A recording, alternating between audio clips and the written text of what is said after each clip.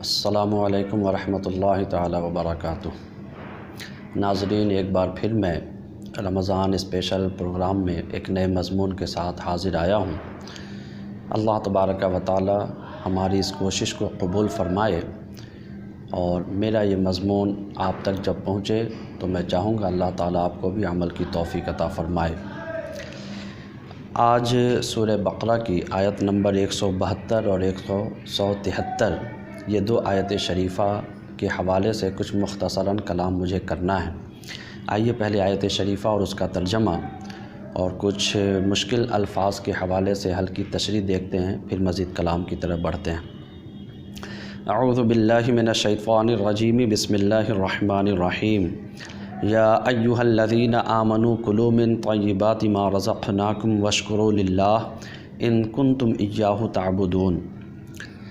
اے ایمان والو، کھاؤ پاکیزہ چیزوں سے جو ہم نے تم کو دیں اور اللہ کا شکر کرو اگر تم اسی کی عبادت کرتے ہو۔ انما حرم علیکم المیتۃ والدم ولحم الخنزیر۔ اس کے سوا کچھ نہیں کہ اللہ نے تم پر حرام کیا ہے مردار اور خون اور سور کا گوشت اور وہ جانور جس پر ذبح کے وقت غیر اللہ کا نام پکارا گیا ہو۔ فمن اضطر غیر باغ ولا عاد فلا اثم علیہ ان اللہ غفور الرحیم۔ تو جو بھوک سے بیتاب ہو جائے جبکہ نافرمان نہ ہو اور نہ حد سے بڑھنے والا ہو تو اس پر کوئی گناہ نہیں، بے شک اللہ بہت بخشنے والا بے حد رحم فرمانے والا ہے۔ یہ ترجمہ ہے آیت شریفہ کے حوالے سے۔ اس میں کچھ الفاظ ہیں جیسے طیبات، میتہ مردار، والدم خون، لحم الخنزیر، اور خاص طور پر وما اہل بہ لغیر اللہ کہ وہ جسے غیر اللہ کے نام پر ذبح کیا گیا ہو۔ فمن اضطر اضطرار کی حالت میں جسے مجبور کیا جائے، تو پھر ہے غیر باغ ولا عاد۔ تو آئیے پہلے اس حوالے سے ہلکی سی تشریح دیکھ لیتے ہیں۔ طیبات ایسی پاکیزہ چیزیں جو شرعاً حلال ہوں، جو شرعاً حلال ہوں، جیسے سنترا ہے، سیب ہے، فروٹس میں آپ جو بھی لے لیں، وہ جانور جن کے گوشت عام طور پر ہم کھاتے ہیں۔ اس کے علاوہ بے شمار چیزیں وہ ہیں جو فی نفس ہی حلال ہیں، تو اس کا تذکرہ ہو رہا ہے۔ ایسی پاکیزہ چیزیں جو شرعاً حلال ہوں، ساتھ ہی یہ کہ حلال ذرائع سے حاصل بھی کی گئی ہوں۔ سنترا ہے یا سیب ہے تو اسے ہم نے اپنی کمائی سے ہم نے مارکیٹ سے خریدا ہو، ایسا نہ ہو کہ ہم نے کسی دکان پر جا کر اسے غفلت میں دیکھا اور ہم نے دھیرے سے پیکٹ میں ڈال لیا، یا کسی کو دھوکے میں ڈال کر جب ہم حلال چیزوں کو بھی حاصل کرتے ہیں تو وہ حلال چیزیں بھی ہمارے لیے حرام ہو جایا کرتی ہیں۔ اگرچہ فی نفس ہی اگر پوچھیں کسی سے بھی، کسی عالم دین سے کہ فلاں فلاں فروٹس کھانا جائز ہے، وہ کہیں گے ہاں جائز ہے، لیکن وہ طریقہ آپ جب بتائیں گے کہ ایسے ذرائع سے حاصل کیا گیا ہو یہی چیزیں، تو پھر حکم بدل جائے گا، وہ طیبات نہیں رہ جاتی۔ نیز طبعاً پسندیدہ ہوں۔ اسلام میں اس بات کا بہت زیادہ خیال رکھا گیا کہ بائی نیچر ہم کسی چیز سے گھن تو نہیں کرتے، نفرت تو نہیں کرتے، جن چیزوں کو ہم یہ طبعاً پسند نہیں کرتے ایسی چیزوں کو شریعت نے بھی ہمارے لیے درست نہیں رکھا ہے۔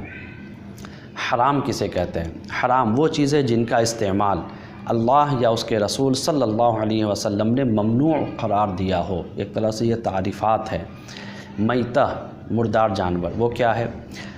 کریں وہ جانور اگرچہ حلال ہو لیکن مردار ہو گیا ہو، یعنی فطری موت سے مر گیا، خود مر جانے کی وجہ سے یا مار دیا گیا ہو، یا شریعت کے مطابق ذبح نہ کیا گیا ہو، یہ ساری کنڈیشنز ہے۔ ان تمام صورتوں میں اسے مردہ کہا جائے گا، میتہ کہا جائے گا۔ ما اہل بہ لغیر اللہ، جس جانور کو ذبح تو کیا گیا ہو لیکن بوقت ذبح اللہ کا نام نہ لیا گیا ہو۔ اس پر بھی میں کلام کروں گا انشاءاللہ۔ بسم اللہ اللہ اکبر نہ کہا گیا ہو بلکہ غیر اللہ مثلاً کسی بت یا کسی شخص کا نام لیا گیا ہو۔ میں یہاں پر اور زور دے کر یہ بات بتا دوں، یہاں تک کہ رسول اللہ صلی اللہ تعالیٰ علیہ وسلم کے نام سے بھی اگر ذبح کیا جائے تو وہ جانور مردار ہی ہوگا۔ باغن یہ کیا ہے؟ جان بوجھ کر اللہ اور اس کے رسول کی نافرمانی کرنے والا، بغاوت کرنے والا۔ عادن شریعت کی مخصوص اجازت کو بہانہ بنا کر اس کا سہارا لے کر قوانین شریعت سے تجاوز کرنے والا۔ بہت سارے مقامات پر ایسا ہوتا ہے کہ اگر آپ انہیں تھوڑی سی ڈھیل دیں، ڈھیل کا کیا مطلب ہے کہ شریعت نے وہاں پر رخصت دی ہوئی ہوتی ہے، چھوٹ دیا ہوتا ہے، اب وہ اس کو بنیاد بنا کر وہ حد سے تجاوز کرتے رہتے ہیں، آگے بڑھتے رہتے ہیں۔ دلیل وہ اپنے پاس یہ رکھتے ہیں، مثال کے طور پر ابھی اچانک بات ذہن میں آ گئی، بہت سارے لوگ اپنے بالوں میں خضاب لگاتے ہیں، بال کو کالا کرتے ہیں۔ جب ان سے پوچھا جائے کہ یہ تو شریعت میں منع ہے تو وہ کیا بتائیں گے کہ نہیں یہ شریعت میں جائز ہے، آپ کو نہیں پتہ ہے۔ وہ کیسے؟ وہ اس طور پر کہ صحابہ جنگوں میں جاتے تھے تو اس وقت وہ لگایا کرتے تاکہ دشمن پر ہیبت طاری ہو۔ میں مان بھی لوں اگر کہ جنگ کے دوران انہیں اس بات کی اجازت دی گئی، تو کیا یہ صورت آج کے دور میں ہے؟ ہر آدمی جو اس وقت خضاب کر رہا ہے وہ اپنے آپ کو دیکھ لے، جبکہ عام حدیث پاک سرکار دو عالم صلی اللہ تعالیٰ علیہ وسلم کی ہے خضاب کے حوالے سے کہ وہ حرام ہے، وہ اس کا استعمال کرنے والا اس کی عبادتیں قبول نہیں ہوتی ہے، وہ جنت کی خوشبو سے محروم رہے گا۔ ایسے مضامین کے بے شمار احادیث پاک موجود ہیں، لیکن کیا ہوا؟ اسے انہوں نے بنیاد بنایا اور وہ شریعت میں جو حکم ہے اس حکم سے آگے بڑھے، حد سے تجاوز کر گئے۔ تو یہ چند باتیں تھیں، 2-3 باتیں اور ابتداً آپ ذہن میں رکھ لیں۔ مذہب اسلام میں ایسی بہت ساری چیزیں ہیں جو ہمیں پابند بناتی ہے شریعت کی۔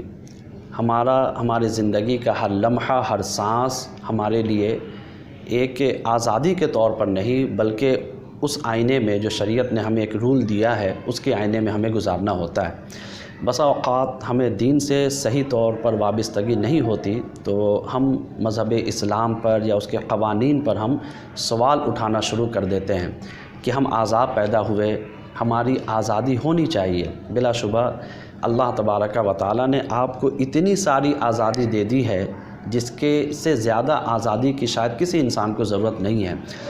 آج غیر یورپ میں چلے جائیں، خود ہندوستان کے اندر بہت سارے ممالک میں مسلمانوں کو یا یہ کہے کہ اسلام کو یا اسلام کے قوانین کو ٹارگٹ کیا جاتا ہے، یہ کہہ کر کے کہ مذہب اسلام میں بہت ساری پابندیاں ہیں، وہ کھل کر کے جینے نہیں دیا جاتا انہیں، وہ لائف انجوائے نہیں کر پاتے۔ سب سے پہلے تو میں آپ کو یہ بتا دوں اہل اسلام کے لیے کہ یہ دنیا ہمارے لیے قید خانہ بتایا گیا، اور جب آپ قید خانے میں رہتے ہیں تو وہاں آپ کے لیے ایک رول ہوتا ہے، ایک قانون ہوتا ہے جس کے دائرے میں ہمیں زندگی گزارنا ہوتا ہے۔ یہ دنیا ہمارے لیے دارالعمل بتایا گیا، یہ دنیا ہمارے لیے ہمیشہ کے رہنے کی جگہ نہیں ہے بلکہ ہمارے لیے ہمیشگی کی جگہ، آخرت کی جگہ بتائی گئی ہے۔ دنیا کو جس طرح بچا کر آپ اللہ اس کے رسول کی رضا کو حاصل کرتے ہوئے آپ اس دنیا سے چلے گئے، یہی ہماری اور آپ کی کامیابی ہے۔ اب آپ دیکھ لیں کہ جن چیزوں پر پابندی شریعت لگاتی ہے، آپ یہ یقین جانیں کہ اس میں ذرہ برابر صرف مسلمانوں کے لیے نہیں بلکہ پوری انسانیت کے لیے اس میں بھلائی نہیں ہو سکتی ہے۔ ایک مثال، شراب کی جتنی شدت حرمت ہمارے یہاں موجود ہے شاید کہیں اور نہ ہو، لیکن شراب کے نتائج پر جب آپ غور کریں گے تو آج غیر بھی اس بات کی ڈیمانڈ کرتے ہیں کہ نہیں، شراب بند ہونی چاہیے، کہ شراب پینے کے بعد آدمی کی جب عقل اس سے دور ہو جاتی ہے اور وہ جب عقل سے خالی ہوتا ہے تو نہ جانے کیسے کیسی حرکتیں کرتا ہے۔ پھر یہ کہ شراب اس کے جسم کو کس طرح لاغر و کمزور کرتا ہے، کیسے مہلک امراض میں اسے مبتلا کر دیتا ہے۔ پھر گھروں کے اندر جو تماشے ہوتے ہیں، جو محلے سماج میں فیملی کی عزت کی دھجیاں اڑ رہی ہوتی ہے، ان تمام چیزوں کو دیکھتے ہوئے ہر قوم، خواہ وہ مسلم ہو یا نہ ہو، ہر قوم اس کے برے اثرات کے تعلق سے باخبر ہے اور اس کی دلینہ خواہش ہے کہ اسے بند کر دیا جائے۔ یہ اور بات ہے کہ جو لبرل ٹائپ کے لوگ ہیں، جو بڑے لوگ ہیں جن کے یہاں پیسوں کی کمی نہیں ہے، تو انہیں اپنے اعتبار سے جو عیاشی کے ذرائع میں سے یہ چیزیں چاہیے ہوتی ہیں تو وہ اس کو ضرور وہ قبول کرتے ہیں اور اس کی وہ ڈیمانڈ بھی کرتے ہیں۔ تو مذہب اسلام نے شراب کو حرام قرار دیا۔ کیوں قرار دیا؟ کیونکہ اس میں انسانیت کے لیے بھلائی نہیں ہے۔ تو آپ یہ یقین رکھیں، اور پھر یہ بھی خیال آتا ہے کہ کھانا پینا ایک ایسا عمل ہے جو انسان کا اپنا ذاتی عمل ہے، تو اس میں اسے کلی اختیار بھی حاصل ہونا چاہیے کہ وہ جو چاہے کھائے، وہ جو چاہے پیے۔ میرے پیارے، آپ یہ بات سمجھ لیں، آپ ایک اللہ تبارک و تعالیٰ کے بندے ہیں اور اس حکیم کے بندے ہیں جس نے ہر چیز کو پیدا کیا تو اس کے نقصانات، اس کے فائدے سے وہ بخوبی واقف ہے، اسے معلوم ہے کہ اس چیز میں انسان کے لیے ذرہ برابر بھلائی نہیں ہے، اس نے ہمیں منع کر دیا کہ یہ تم رزق کے طور پر نہیں لے سکتے، اور جس میں بھلائی تھی اس پر اس نے پابندی نہیں لگائی ہے۔ یہ خیال پیدا ہوتا ہے کہ اس میں انسان کو کلی آزادی ہونا چاہیے، بلا شبہ وہ جو چاہے کھائے پیے، اس میں دینی مداخلت کی کوئی وجہ نظر نہیں آتی۔ یہ خیال ایسے ہی ذہنوں میں پیدا ہو سکتا ہے جو یا تو دین سے بالکل آزاد ہیں اور یا تو دین کی وسعت کا علم نہیں رکھتے کہ انہیں اللہ تعالیٰ نے کتنی آزادی دے رکھی ہے۔ ہندوستان کے اندر فریڈم کی بات ہوتی ہے کہ ہمیں آزادی چاہیے، لیکن آپ دیکھ لیں تو جو آزادی مذہب اسلام نے آپ کو دیا ہے اسی آزادی کے وہ بھی قائل ہیں، اور جس سے اسلام نے روک دیا اس کے خلاف وہ بھی ہیں۔ مثال کے طور پر آپ یہ آزادی کے نام پر کوئی آپ کے بغل سے گزر رہا ہے تو آپ اسے گالی دینا چاہیں تو آپ گالی نہیں دے سکتے، تو اگر آپ گالی دیں گے بلا شبہ جو اس کے رائٹس ہیں اس کی جب خلاف ورزی ہوگی تو اس کے لیے بھی قوانین ہیں، آپ کو سزا ہو جاتی ہے۔ مذہب اسلام نے بھی آپ کو منع کیا کہ تم کسی کو نہ ستاؤ، کسی کو گالی نہ دو، کسی کو برا بھلا نہیں کہہ سکتے، کسی کی غیبت نہیں کر سکتے، کسی کی شکایت، کسی کا عیب بیان نہیں کر سکتے، مذہب اسلام نے بھی منع کیا۔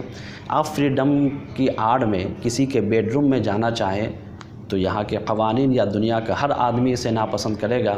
مذہب اسلام نے بھی فرمایا، قرآن نے بھی فرمایا، یا ایھا الذین آمنوا لا تدخلوا بیوتا غیر بیوتکم حتی تستأنسوا، کہ اپنے گھر کے علاوہ کسی گھر میں بھی داخل نہ ہو یہاں تک کہ تم اجازت لے لو۔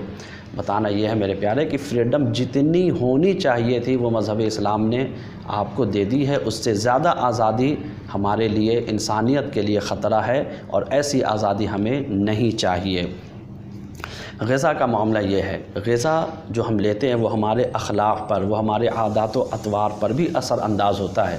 غذا اگر صحیح نہیں ہے تو آپ کا جسم بھی صحیح نہیں رہ سکتا، آپ مختلف بیماری کے شکار ہو سکتے ہیں۔ اللہ تبارک و تعالیٰ نے ہم پر لاکھ کروڑہ احسان فرمایا کہ ہمیں اگر کھلی طور پر آزادی مل جاتی تو ہم یہ امتیاز نہیں کر پاتے کہ کس میں بھلائی ہے، کس میں نقصانات ہے، اور ہر طرح کی رزق کو ہم لے رہے ہوتے اور پتہ نہیں کون سا رزق ہمارے اندر بیماریوں کا ذخیرہ جمع کر رہا ہوتا۔ اللہ تبارک و تعالیٰ نے اپنے علم سے، اپنے فضل و کرم سے ہمیں ان تمام نقصانات والے اشیاء سے ہمیں دور رکھا اور منع فرما دیا، حرام قرار دے دیا ہے۔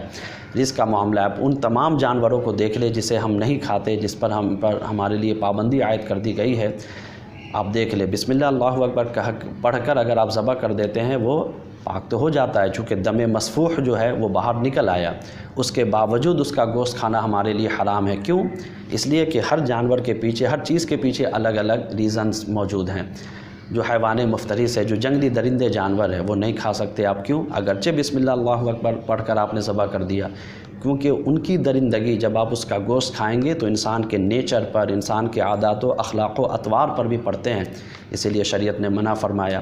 انسان آپ اسے ذبح کر دیں تو کیا انسان کو کھا سکتے ہیں؟ نہیں۔ انسان کی بزرگی، انسان کی حرمت کے پیش نظر اور ہماری عزت کے پیش نظر اللہ تعالیٰ نے انسان کا گوشت کھانے سے منع فرمایا۔ گھوڑا ہے، اس کے نہ کھانے کے ریزنز الگ ہیں، کتا ہے، اس کے نہ کھانے کے ریزنز الگ ہیں، تو ہر ایک کے پیچھے الگ الگ ریزنز ہے، اور وہ کیوں ہے کہ یہ تمام چیزیں وہ ہیں کہ اس کا جب ہم استعمال بطور غذا کرتے ہیں تو ان کے اندر جو عادات ہیں وہ ہمارے اوپر بھی اثر انداز ہوتے ہیں، پھر انسان نہیں رہ جائے گا بلکہ وہ درندہ ہو جائے گا۔